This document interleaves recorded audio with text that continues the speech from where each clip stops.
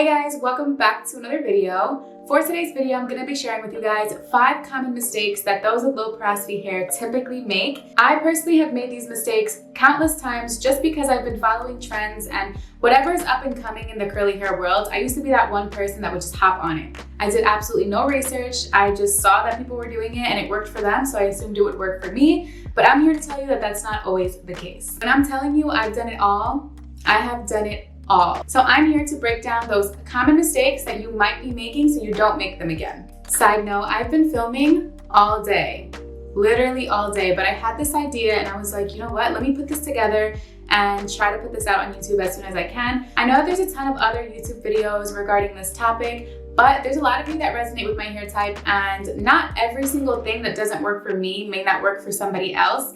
But a lot of things that work for me will definitely work for other people. I figure why not just put this together really quick and possibly help someone who's been making these mistakes. But before we get started on this video, don't forget to press the subscribe button down below and turn on the alerts so you know when I post my next video. I'm also going to tag my Instagram handle so you guys can follow me on there as well if you guys are interested in seeing more hair content.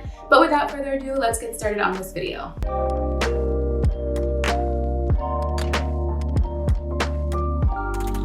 Okay, so the first one is not shampooing and solely co-washing.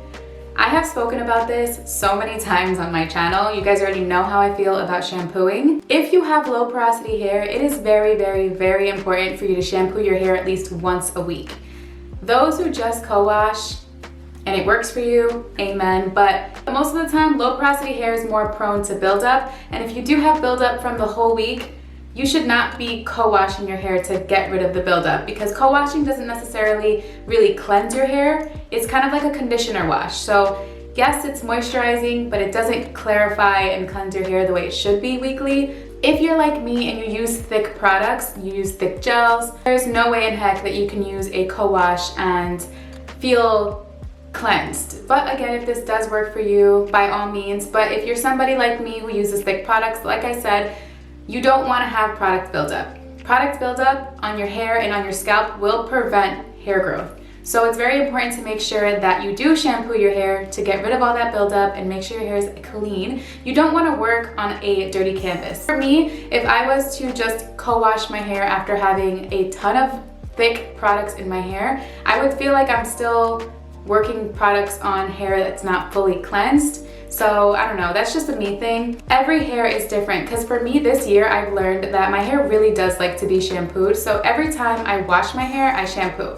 So if I wet my hair to use a mask, I always shampoo. I was someone who was very intimidated by shampoos, and I was always told that shampoos strip your natural oils and strip your hair and it can lead to breakage. So I can see why a lot of people are intimidated by using shampoos. As long as your shampoo is sulfate free and you're using it once a week, you're fine. I personally cleanse my hair twice a week if needed, but typically 1 to 2 times a week is what I do. I've noticed that keeping my scalp fresh and clean twice a week has allowed my hair to flourish as well. It's all dependent on what your hair likes. So for me, I tend to have buildup a lot sooner because I do use very thick products along with going to the gym and I just naturally sweat a lot. I say that all the time. So it's very important for me to make sure that my scalp is clean. So yeah, if you do have low porosity hair, I highly recommend you wash your hair at least once a week. Our hair is naturally more prone to buildup and you don't want to continue to add product to products buildup hair. Another thing that I would do very frequently, not knowing, because again, this was a trend that was going on in the curly hair world. Once you wash your hair, your last rinse to be with cold water. Guys, man, I wish I would have known what I know now then, because honestly guys, that's probably like top tier no's. No. So for those of you who don't know, low porosity hair naturally has a tighter cuticle, which makes it difficult for moisture to make its way in. This is why we highly recommend, which goes into my next one, but it's very important for you to add heat to your deep conditioners because it allows your cuticle to open up so the moisture can make its way through your hair. If you have tried deep conditioners and you feel like they just sit on top of your hair, try sitting under the hooded dryer or throwing on a hooded cap or putting on a plastic cap. Just walking around and just letting the heat from your scalp just penetrate the product. It makes a difference. I'm telling you guys, I don't know how I spent so much of my life not adding heat to my routine, but As far as adding cold water to seal the cuticle, I understand how this can work for normal porosity and high porosity hair, because high porosity does have gaps. So if you do get moisture in your hair, you want to make sure you seal that as soon as you can. So yeah, like I said, it is very, very important for you not to use cold water when you're sealing your hair. You're not sealing anything in your hair, because what you're doing is continuously leaving your cuticle closed, when what you really want to do is allow it to open. And what opens up your cuticle is heat. So for me, when I am styling, when I do have a little spray bottle, I like to add warm water because it helps open up the cuticle so that the products that I'm working through my hair actually make its way through my hair. Cold water will just defeat the purpose, so do not do that. And the next one is kind of piggybacking off of the second one. Adding heat to your deep conditioning routine will change the game.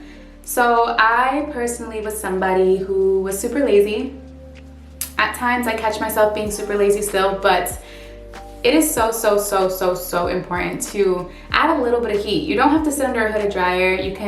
There's different options, right? I have a whole video that shares exactly what you can do option-wise to get some heat in your deep conditioning routine, because it's game changer when you have low porosity hair. So for me, I used to just throw on a mask and just walk around my house with a mask just chilling on the top of my head.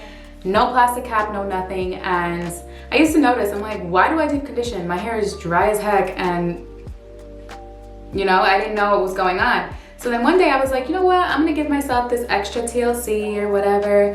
And I sat under the hooded dryer. My hair was drastically more moisturized than it ever has been. What's funny is that knowing your porosity is kind of like a puzzle piece. If you're aware that you have tighter cuticles and heat allows products to work its way better through your hair because it opens up your cuticles, you're like, oh, so that makes sense. That's why you do this versus this. So always keep that in mind. If you have low porosity hair, it is so difficult to get moisture in our hair because our cuticles are just tightly compact, right? So if you want to allow moisture to make its way through your hair, you have to add a little bit of heat to allow your cuticles to open up, so that way the moisture can make its way through your hair. Another common mistake that I'm seeing is those with low porosity hair instantly assuming that they're protein sensitive. But there is this theory that those with low porosity hair are typically protein sensitive. That is not always the case. That is the case for a lot of people, but that is not always the case. Naturally, our hair does have more protein, and the protein that I'm talking about is keratin. We do actually naturally have more keratin, so the theory is if you add protein to your hair when you already have protein, you may become sensitive to it. Maybe your hair doesn't react well to it. Like I said, that's not always the case. I personally have low porosity hair and my hair is not protein sensitive. It actually reacts really well to products with protein. So that is a common question that I get a lot, is how do I find out if I'm protein sensitive? The only way you find out is by trying products that have protein, testing it out in your hair. If your hair feels straw-like, stiff, hard, then I would say that that product doesn't work well for you.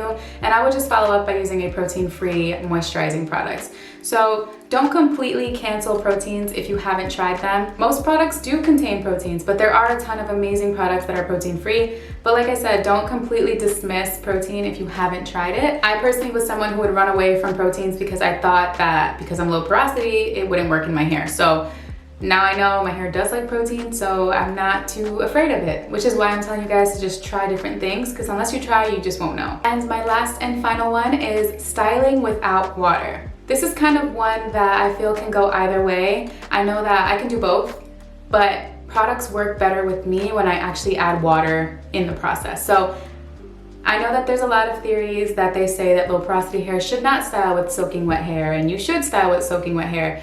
This one I would say is personal preference, whatever works best for your hair. So for me, my hair always works better when I'm styling on soaking wet hair. But if I do use any type of water, it is warm water. I can't use cold water to work products through my hair. That just does not work. So if you have tried this and you've tried it with cold water, try using warm water. It doesn't have to be hot water, just make sure it's warm. And I feel like personally that works a lot better for me, and it makes it easier for products to work its way through my hair. And I think that just ties back to the structure of low porosity hair. Being that we have tightly bound cuticles, using warm water will help open it up and allow the product to moisturize my hair versus just sit on top of my hair. So yeah, this last one, I guess it's up for debate. It's all dependent on what works best for you. I can't tell you style with soaking wet hair. That's what you're supposed to do, because that may or may not work for you. So the best way to find out what works is just to try different methods. If for you it works better to style on damp hair, by all means. I personally can style on damp hair, and I prefer to style on damp hair if it works, but 9 out of 10 times it doesn't always work for me. Sometimes I just have to add water so that the products can make its way through my hair. But on top of having soaking wet hair, it does take forever for my hair to dry. So that's the only con to styling my hair with soaking wet hair. The only reason why I find it difficult to style my hair when it's damp is that I find that as I'm styling most of my hair and working the products into my hair, I notice that the rest of my hair becomes dry, which makes it difficult to have to wet it. So I just personally would much rather just style on soaking wet hair, and yeah, that just works best for me. Again, it's whatever works best for you, and the only way to find that out is by just trying different methods. All right guys, that is all for today's video. I hope you guys liked my take on the typical mistakes that you see those with low porosity hair doing. Again, it's all personalized to whatever works for you. I never want to be that one curly that tells you do this because that's going to work, because that's not always the case. I've had so many people suggest things that just don't work for me, and vice versa. I've suggested things for people that just doesn't work. What I've learned is that the only way you can find out if something works for you is that whole fun game of trial and error. Give it a shot. If it works, awesome. If it doesn't, find something different. There's so many different options that you can try. What works for me may not work for you, and what works for somebody else may not work for you either. You may have to just come up with something that works for you. Curly hair is something serious, let me tell you. The two heads of curly hair can look exactly the same, and you can try that method on yourself and it not work, and try those products and it not work, and it's just like, it's mind-blowing. So if you guys have any questions regarding anything I mentioned in this video, please feel free to comment down below. But that is all for today's video. Thank you guys so much for watching, and I'll see you in my next video. Bye.